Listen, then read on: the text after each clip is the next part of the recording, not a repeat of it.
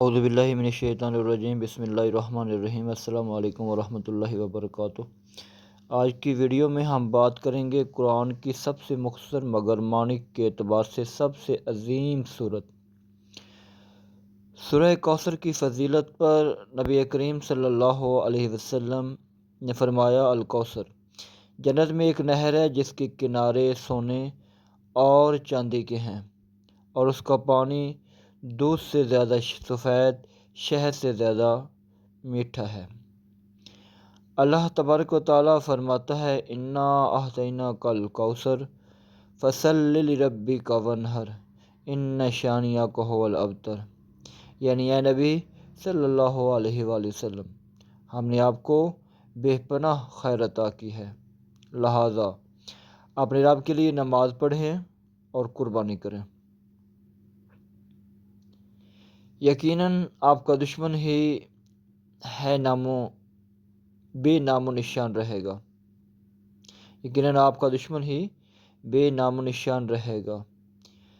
فضیلت سورہ کوثر میں ہمیں شکر اور عبادت کا سبق دیتی ہے۔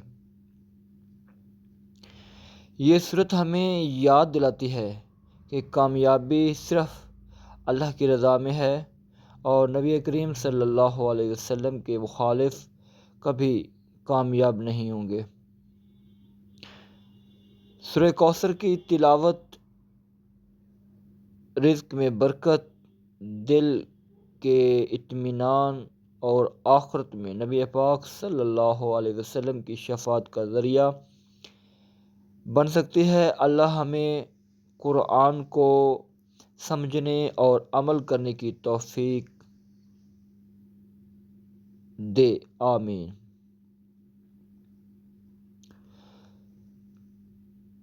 سورہ کوثر کی اہمیت۔ سورہ کوثر قرآن کریم کی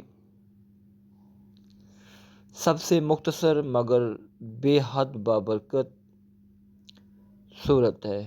اس میں اللہ تعالیٰ نے نبی کریم صلی اللہ علیہ وآلہ وسلم کو بے پایان نعمتوں کی خوشخبری دی۔ الکوثر صرف جنت کی نہر نہیں، بلکہ ہر وہ خیر و برکت ہے جو اللہ نے اپنے محبوب صلی اللہ علیہ وسلم کو عطا فرمائی۔ یہ سورت اس بات کی علامت ہے کہ اللہ اپنے نبی پاک صلی اللہ علیہ وسلم کو کبھی تنہا نہیں چھوڑتا، بلکہ دشمنوں کے طعن و تشنیع کے جواب میں عزت و مقام عطا فرماتا ہے۔ سورہ کوثر ہمیں سکھاتی ہے کہ شکر گزاری، عبادت اور قربانی ایمان کا حقیقی اظہار ہے۔